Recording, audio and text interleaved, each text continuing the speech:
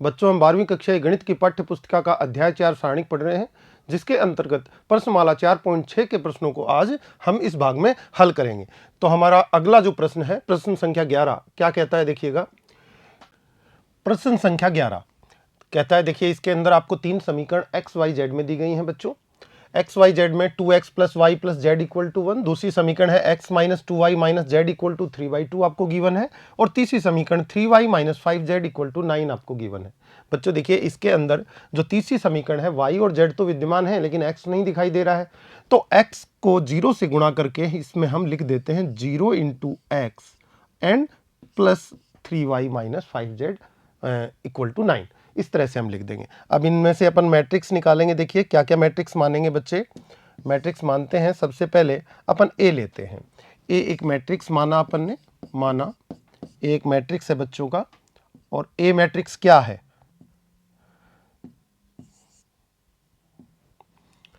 A matrix equal to, देखिएगा x Y Z के गुणांक प्रथम समीकरण में 2 1 1, तो 2 1 और 1, दूसरी समीकरण में बच्चों का 1 -2 और फिर -1 यहां पर मिल जाता है। तीसरी समीकरण में देखिए x का गुणांक मौजूद नहीं था, तो x मौजूद नहीं था तो उसका पद लिखा तो 0 गुणांक हो गया, 0 3 -5, 0 3 -5। ये मैट्रिक्स ए आप पीछे जानते हैं कि किस तरह से माना जाता है। x मानेंगे किनको, चर राशियों से बना स्तंभ मैट्रिक्स। आपका चर राशियों से बना स्तंभ मैट्रिक्स क्या होगा, देखिएगा आपका x y और फिर z, जब आपस में इन दोनों को गुणा करें, ax प्राप्त करें, तो लेफ्ट साइड आपको समीकरणों की दिखाई देगी। और फिर आप बी मैट्रिक्स ले लेंगे, जो किससे बनता है, अचर पदों का स्तंभ मैट्रिक्स। अचर पद कौन कौन है, 1 3/2 और 9, 1 3/2 एंड 9। ये आपका एक स्तंभ मैट्रिक्स हो गया। ठीक है, अब सबसे पहले ए के सारणिक का मान प्राप्त करेंगे। ए के सारणिक का मान प्राप्त करेंगे, वो 0 नहीं आएगा तो हम कह देंगे कि ए क्या है, व्युत्क्रमणीय है। तो फिर ए इनवर्स फाइंड आउट किया जा सकता है। ए इनवर्स व्युत्क्रमणीय आपका ए इनवर्स प्राप्त होने के कारण एक्स वाई जेड के आपको अद्वितीय हल प्राप्त हो जाएंगे, यूनिक सॉल्यूशंस प्राप्त हो जाएंगे। तो देखिएगा किस तरह से हम ए का सारणिक प्राप्त करते हैं। देखिए आप किसी पंक्ति या स्तंभ के सापेक्ष प्रसरण करके मान प्राप्त कर सकते हैं, अदरवाइज आप लघु विधि का प्रयोग कर देते हैं। तो लघु विधि से थोड़ा सा आसान रहता है, मैं लघु विधि से निकाल देता हूं, आप जैसा आपकी इच्छा हो वैसे निकाल सकते हैं। देखिए 2 इंटू -5 आपका 20 हो जाता है प्लस का, फिर 1 इंटू -1 इंटू 0 क्या हो जाता है बच्चों का, 0 ही हो जाता है। उसके बाद 1 इंटू 3 कितना हो जाता है आपका, प्लस का 3 हो जाता है, माइनस नीचे से ऊपर मल्टीप्लाई करेंगे। देखिएगा 0 इंटू -2 इंटू 1 0 हो गया बच्चों का, 3 इंटू -1 इंटू 2 कितना हो गया बच्चों का, माइनस का 6 हो गया, -5 इंटू 1 इंटू 1 कितना बन गया, -5 बन गया। बच्चे देखेंगे ये वैल्यू कितनी आई, 23, और फिर यहाँ पर -11, बाहर माइनस है तो +11 आपका बन जाएगा, इक्वल टू आपका 34 आ जाता है, जो नॉट इक्वल टू 0 है। अब नॉट इक्वल टू 0 है तो इसका मतलब ए इनवर्स फाइंड आउट किया जा सकता है। ए इनवर्स फाइंड आउट करने की विधि बच्चे जानते हैं, क्या लिखेंगे, ए के सहखंड, ए मैट्रिक्स के प्रत्येक अवयव के सहखंड उसकी जगह पर लिखेंगे तो हमें सहखंडों से बना मैट्रिक्स प्राप्त होगा, और उसका ट्रांसपोज करेंगे तो एडजॉइंट ए प्राप्त होगा। एडजॉइंट ए में ए के सारणिक का भाग देकर, जैसा कि फॉर्मूला बच्चे जानते हैं, ए इनवर्स प्राप्त कर लेंगे। देखिए सबसे पहले मैं एडजॉइंट ऑफ ए निकालता हूं, मैं थोड़ा डायरेक्ट निकाल देता हूं, पहले आपको काफी क्वेश्चन करवाए हुए हैं, आप A11 A12 A13 करके अलग अलग भी इनको निकाल सकते हैं। देखिए हर एलिमेंट का सहखंड रखेंगे। आप जानते हैं जो सम स्थिति में होगा वहां उपसारणिक और सहखंड बराबर हो जाएंगे, और जो विषम स्थिति पर होगा उस अवयव का सहखंड कैसे प्राप्त होगा, उपसारणिक का चिन्ह परिवर्तित करने से प्राप्त होगा। पहली स्थिति, पहली पंक्ति, पहला स्तंभ, सम स्थिति विषम स्थिति से तात्पर्य बच्चे जानते हैं, पंक्ति और स्तंभ का योग सम होगा तो सम स्थिति, और पंक्ति और स्तंभ का योग अगर विषम होगा तो विषम स्थिति। तो देखिएगा पहला अवयव 2 का हम उपसारणिक निकालते हैं। आपने ये छोड़ा इसकी स्तंभ को और ये पंक्ति को छोड़ा, बाकी अवयव जो बचे उनका सारणिक ही उपसारणिक होगा। तो देखिए -2 को -5 से करेंगे तो 10, और 3 को -1 से करेंगे तो -3, और 10 -3 कितना हो गया आपका 13। तो आपका ये 13 उपसारणिक ही क्या हो गया, सहखंड हो गया इस 2 अवयव का। अगला अवयव 1, इसका उपसारणिक निकालेंगे तो इसके स्तंभ को छोड़ देंगे, इसकी पंक्ति को छोड़ देंगे, 1 इंटू -5 कितना -5, और ये 0 -1 से मल्टीप्लाई होके हो जाएगा 0, तो -5 - 0 कितना बना -5, क्या बना उपसारणिक। लेकिन ये कैसी स्थिति है, विषम स्थिति, यहां पर माइनस का साइन आता है आप जानते हैं, तो अपन चिन्ह परिवर्तित करके प्लस का 5 इसका क्या लिख देंगे, सेकंड लिख देंगे।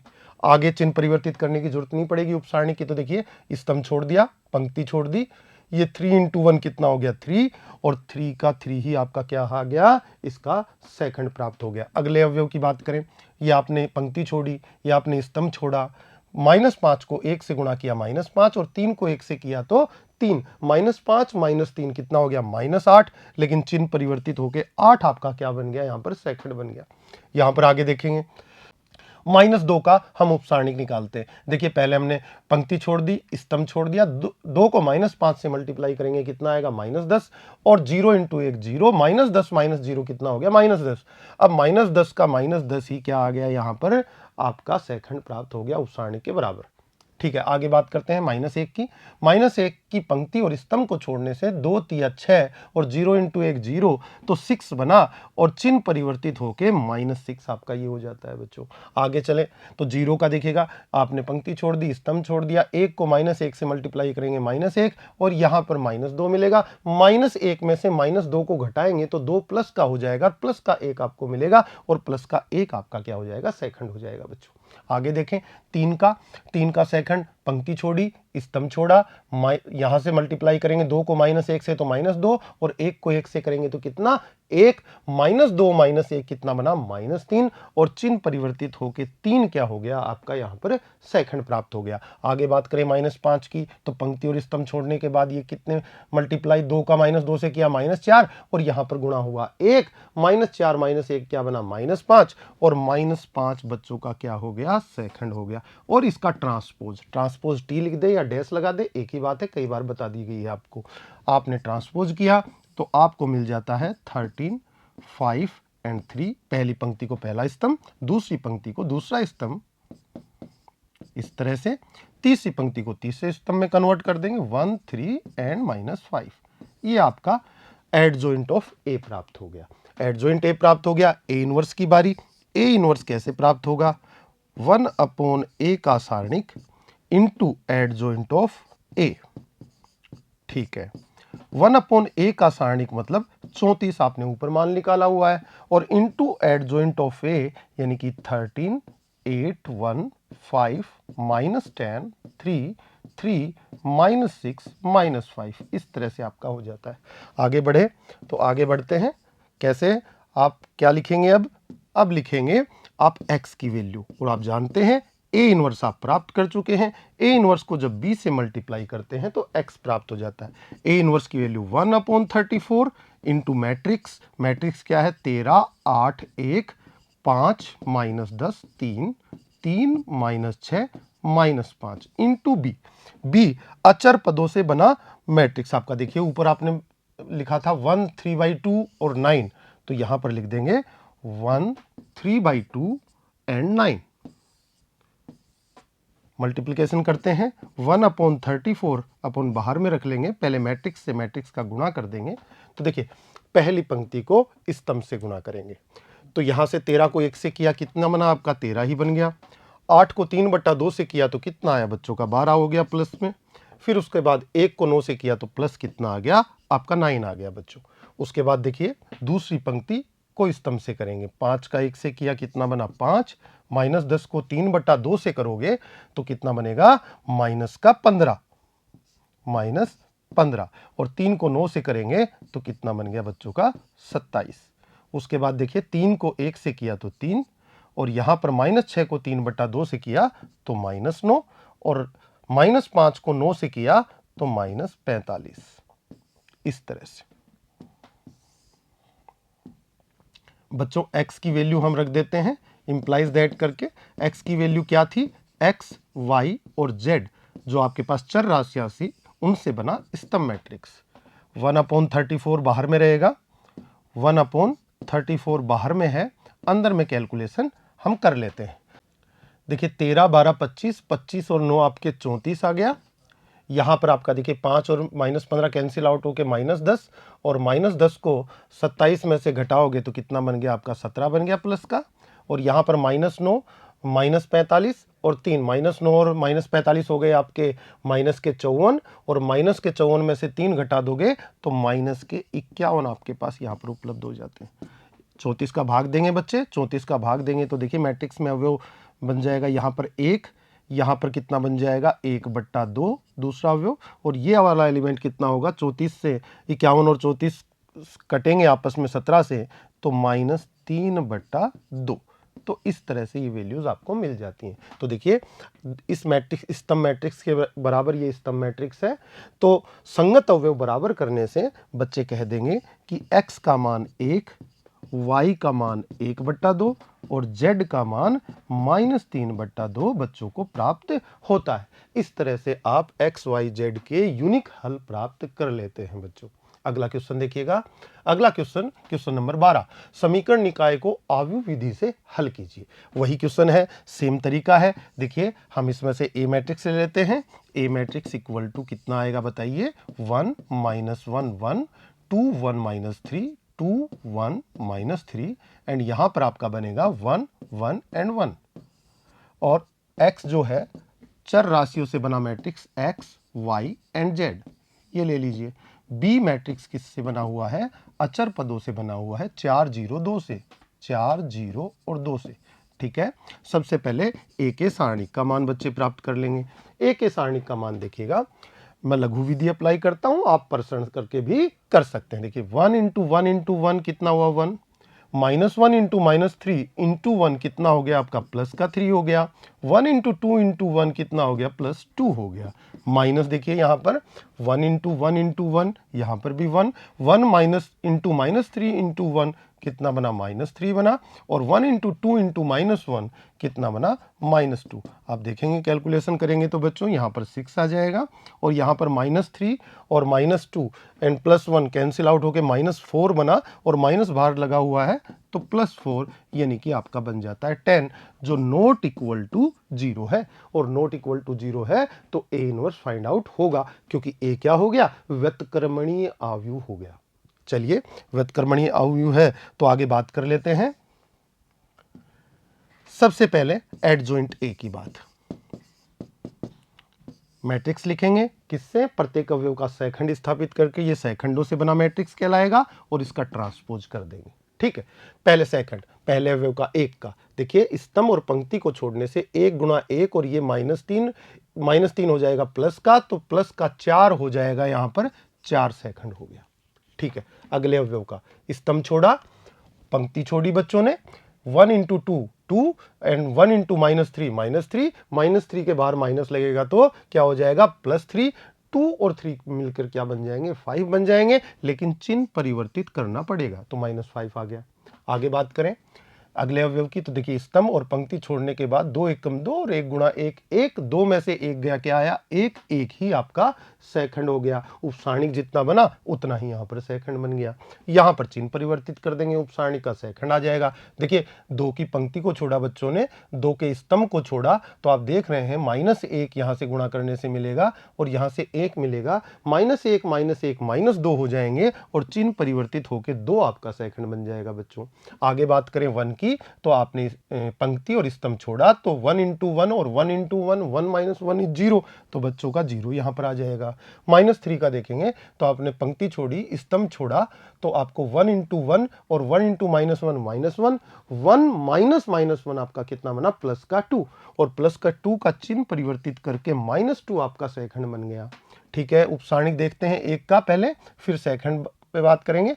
ये उपसारणिक पंक्ति और स्तंभ को छोड़ने से यहाँ 3, यहाँ 1, 3 - 1 कितना बना 2, और 2 का 2 ही आपका क्या बन गया सहखंड बन गया। अब चिन्ह परिवर्तित हो जाएगा, एकांतर क्रम में चिन्ह परिवर्तित होते हैं, जैसा कि बच्चे समझ पाए हैं। पहले आपने पंक्ति छोड़ी, स्तंभ छोड़ा, -3 यहां से -2 बनेगा, तो -3 - 2 कितने बनेंगे -5, और चिन्ह परिवर्तित होकर 5 आपका सहखंड बन जाएगा। आगे 1 का पंक्ति स्तंभ छोड़ने से ये 1 × 1 1, 2 - का -1 से करेंगे -2, और 1 माइनस माइनस 2 कितना हो जाएगा 3, और 3 ही आपका क्या हो जाएगा यहाँ पर सेकंड हो जाएगा बच्चों।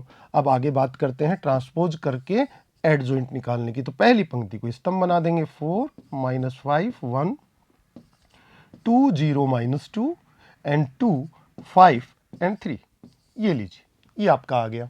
ठीक है, अब क्या करें, अब ए इनवर्स की बारी। ए इनवर्स इक्वल टू क्या होता है 1 अपॉन ए का सारणिक इनटू आपका क्या एडजॉइंट ऑफ ए।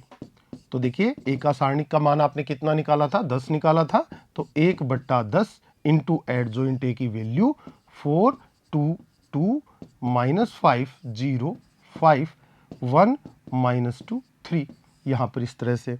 अब हम लिखेंगे x के इक्वल वैल्यू होती है, बच्चे जानते हैं, पहले ही सिद्ध कर चुके हैं अपन, A inverse into B. A inverse की वैल्यू 1/10 और फिर मैट्रिक्स आएगा 4 2 2 माइनस 5 0 5 1 माइनस 2 3, और मल्टीप्लाई में b आएगा, और b है आपका 4 0 2। ठीक है, आगे बढ़ते हैं, x की वैल्यू फाइंड आउट करेंगे। Implies that x equal to क्या आएगा 1/10 बाहर में रख लेंगे, मैट्रिक्स से गुणन कर देंगे। देखिएगा पहली पंक्ति को स्तंभ से गुणा करेंगे, 4 को 4 से किया कितना बना 16, 2 को 0 से 0, 2 को 2 से कितना बना आपका 4। अब दूसरी पंक्ति को स्तंभ से करेंगे, यहाँ -20 आपका आ गया, 0 को 0 से करेंगे 0, 5 का 2 से करेंगे कितना आया 10। आगे देखेंगे 1 का 4 से करेंगे तो 4, -2 का 0 से करेंगे तो 0, एंड 3 का 2 से करेंगे तो कितना 6। बच्चे देख पा रहे होंगे 1/10 बाहर में है, अंदर में स्तंभ मैट्रिक्स जो प्राप्त हो रहा है वो यहाँ पर 20 आ जाएगा, कैलकुलेशन के बाद यहाँ पर आपका -10 आएगा, और 4 और 6 यहाँ पर कितना आ जाएगा 10 आ जाएगा। बच्चे 10 से भाग कर देंगे, और 10 से भाग कर देंगे तो यहाँ पर वैल्यू आ जाएगी आपकी 2, यहाँ पर -1 और यहाँ पर 1 आ जाएगी। बच्चे कहेंगे x की वैल्यू तो हमने एक मैट्रिक्स के रूप में सर्वप्रथम मान ली थी, वो कितनी मानी थी, वो मानी थी x y एंड z। ठीक है, इक्वल टू स्तंभ मैट्रिक्स जो प्राप्त हो रहा है 2 माइनस 1 1 प्राप्त हो रहा है, तो ये बात इंप्लाइज करेगी x equal to 2 y equal to -1 and z equal to आपका कितना आ गया 1 आ गया। तो ये वैल्यूज आपने फाइंड आउट कर ली। इस तरह से बच्चे इस क्वेश्चन को कर सकते हैं स्टूडेंट्स। आगे देखिएगा, अगले क्वेश्चन पर चलते हैं। कहता है question number 13, 2x plus 3y plus 3z equal to 5, x minus 2y plus z equal to -4, 3x minus y minus 2z equal to 3। ठीक है, मैट्रिक्स लेते हैं सबसे पहले A matrix. A matrix find out करेंगे, कैसे करेंगे, x y z के गुणांकों से बनाएंगे 2 3 एंड 3, यहाँ पर 1 -2 एंड 1, यहाँ पर 3 -1 -2, इस तरह से आप मैट्रिक्स प्राप्त कर लेंगे। x की वैल्यू देखिए x y z एक स्तंभ मैट्रिक्स होगा जो किससे बना है, आपके चर राशियों से बना है। एक बी मैट्रिक्स लेते हैं, आप मानते हैं, किसको मानेंगे 5 -4 3, यानी कि अचर पदों से बना मैट्रिक्स, और फिर ये आपने माना। ठीक है, उसके बाद आगे बढ़ते हैं। ए का क्या निकालेंगे, सारणिक लेंगे। ए का सारणिक कितना आएगा, देखिएगा ए का सारणिक 2 इंटू -2 इंटू -2 कितना हो जाएगा +8, 3 इंटू 1 इंटू 3 +9 हो जाएगा, 3 इंटू 1 इंटू -1 -3 हो जाएगा। ठीक है, माइनस नीचे से ऊपर की तरफ मल्टीप्लाई करेंगे, 3 इंटू -2 इंटू 3 कितना हो गया माइनस का 18 हो गया बच्चों। -1 इंटू 1 इंटू 2 कितना हो गया आपका -2 हो गया। -2 इंटू 1 इंटू 3 कितना बच्चा -6 आपका हो गया कैलकुलेशन के बाद। उसके बाद देखिए ये 3 माइनस होगा तो ये 6, और 6 प्लस 8 कितना हो जाएगा, यहाँ पर 14 आ जाने वाला है। यहाँ पर देखिए माइनस बीच में है, और यहाँ पर माइनस का कितना बनेगा 18 और 6 24 और 2 कितना 26, तो +26 बन जाएगा। कैलकुलेशन के बाद 40 आ जाएगा, जो नॉट इक्वल टू क्या है 0। तो ए क्या है, व्युत्क्रमणीय आव्यूह है, यानी ए इनवर्स फाइंड आउट किया जा सकता है। करते हैं, कैसे करेंगे, एडजॉइंट ऑफ ए निकालेंगे सबसे पहले। एडजॉइंट ए क्या आएगा, एक मैट्रिक्स आएगा, किससे बनेगा, सह खंडों के मैट्रिक्स से जो बनेगा उसके ट्रांसपोज को एडजॉइंट ए बोलेंगे। तो प्रत्येक अवयव का सह खंड हम इसके अंदर लिखते हैं। देखिए उपसारणिक निकालेंगे, 2 का आपने स्तंभ छोड़ा, पंक्ति छोड़ी, यहां पर -2 को -2 से गुणा किया तो कितना बना 4, और ये -1, और 4 माइनस -1 कितना हो जाएगा आपका 5, और 5 आपका क्या आ गया, सहखंड आ गया। आगे 3 का स्तंभ छोड़ दिया, पंक्ति छोड़ दी, मल्टीप्लिकेशन 1 का -2 के साथ -2, और यहां 3 का 1 के साथ 3, -2 -3 -5 आया। -5 यहां पर आएगा बच्चों का, लेकिन हम +5 लिख देंगे। क्यों? क्योंकि अपन चिन्ह परिवर्तित कर देंगे, यहां पर विषम स्थिति है अवयव की।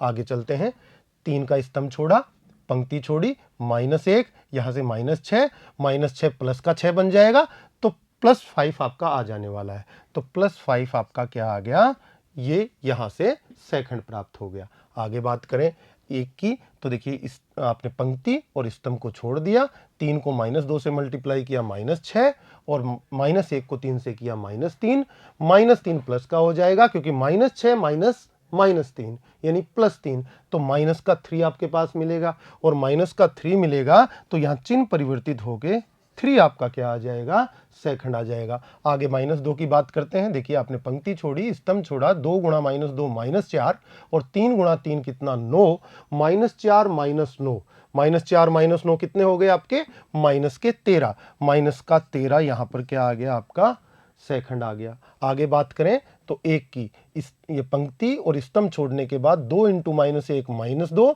और 3 को 3 से किया तो 9, -2 -9 -11, -11 का चिन्ह परिवर्तित करेंगे, +11 आपका सहखंड बन जाएगा। उसके बाद देखिएगा आगे बढ़े, 3 का, तो आपने ये पंक्ति छोड़ी, ये स्तंभ छोड़ा, 3 को 1 से किया तो कितना बना 3, और -2 को 3 से किया तो -6, और -6 +6 में कन्वर्ट हो जाएगा, क्योंकि बाहर माइनस लगेगा, तो आपका 9 हो जाएगा, और 9 हो जाएगा तो ये 9 का 9 आपका सहखंड बन जाएगा, उपसारणिक के बराबर। आगे बात करें -1 की, तो पंक्ति छोड़ दी, स्तंभ छोड़ दिया, 2 एकम 2, 3 एकम 3, 2 - 3 बराबर -1, -1 का चिन्ह परिवर्तित करके 1 आपने क्या लिख दिया, सहखंड लिख दिया। -2 की बात करें तो ये लीजिए पंक्ति, ये स्तंभ, 2 का -2 के साथ कितना बना, -4, और 3 का 1 के साथ 3, -4 -3 कितना बना आपका, -7, और -7 आपका उपसारणिक के बराबर ही सहखंड आ गया। ट्रांसपोज करेंगे तो एडजॉइंट ए मिल जाएगा, क्या बनेगा, 5 5 5, पहली पंक्ति को स्तंभ में कन्वर्ट कर दिया, दूसरी पंक्ति 3 -13 और 11 ये स्तंभ बना दिया, तीसरी पंक्ति को स्तंभ बनाएंगे 9 1 -7, इस तरह से बच्चे कैलकुलेट कर लेंगे। उसके बाद आगे बढ़ते हैं। ठीक है, x = क्या होगा, A इनवर्स इंटू बी होगा। जैसा कि बच्चे जानते हैं A इनवर्स की वैल्यू आप कैसे निकालेंगे, आपकी वैल्यू होती है A इनवर्स की 1/A का सारणिक इंटू एडजॉइंट ऑफ A, और इनटू में आपका बी मैट्रिक्स। आपने A इनवर्स की जगह ये A इनवर्स की वैल्यू पुट कर दी, तो 1/A के सारणिक का मान आपका कितना आया था, 40 आया था, और एडजॉइंट A ऊपर लिखा हुआ है कितना, 5 3 9 5 -13 1, और 5 11 -7, मल्टीप्लाई करना है B से, B मैट्रिक्स है आपका 5 -4 एंड 3, ये मैट्रिक्स। ठीक है, x = इंप्लाइज दैट x = कितना आएगा, देखिएगा x की वैल्यू 1/40, और फिर हमने क्या लिखा, यहां पर आपका मैट्रिक्स जो है मल्टीप्लाई करते हैं। देखिए पहली पंक्ति को स्तंभ से करेंगे, 5 को 5 से करेंगे 25 आ जाएगा, 3 को -4 से करेंगे -12, 9 को 3 से करेंगे +27। ठीक है, अब 5 को 5 से करेंगे, दूसरी पंक्ति को कर रहे हैं स्तंभ से, 5 को 5 से गुणा करेंगे कितना है 25, और -13 को -4 से किया तो प्लस का 52 यहाँ पर आता है। उसके बाद 1 को 3 से किया तो +3 आ जाएगा। फिर तीसरी पंक्ति को करेंगे स्तंभ से, तो 5 को 5 से करेंगे 25, 11 को -4 से -44, और फिर -7 को 3 से करेंगे तो -21। देखिए बच्चों 1/40 बाहर में रहेगा, अंदर में क्या बनेगा वैल्यूज वो देखिए, 25 -12 +27 कैलकुलेशन के बाद आपका ये बन जाता है 40। ठीक है। 25 प्लस 52 प्लस 3 80 बन जाता है आपका। 25 माइनस 44 माइनस 21, तो यहां से आप दोनों, यहां से प्लस का 4 बचेगा, प्लस का 4 यहां से कैंसिल आउट होके -40 में वैल्यू आपकी आ जाएगी।